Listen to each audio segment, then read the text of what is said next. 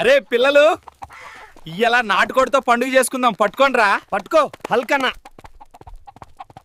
స్లోగా వేపుదాం రా, సూపర్ గా అవుతుంది. వాసన అదిరింది. రేయ్, అందరికి సమానంగా నేనే చికెన్ పీసులు ఇస్తా, కొట్టుకోకండి మళ్ళీ. సరే అన్నా. ఆ కోడి ఎవరిదో తెలుసా? గుండమ్మత్తది. గుండమ్మత్తదా? మనమే ఎత్తుకొచ్చినంత తెలిస్తే సంపుతదిరా. నా కోడ్నే దొంగతనం చేస్తావా? ఈ రోజు నీకు చీపురు ఎరక్కొడతా. నా కోడ్నే. పిల్లలు పరిగెత్తండి రా, దొరికితే సంపుతది, దొరకాలి. అయిపోతారు ఇయ్యలా.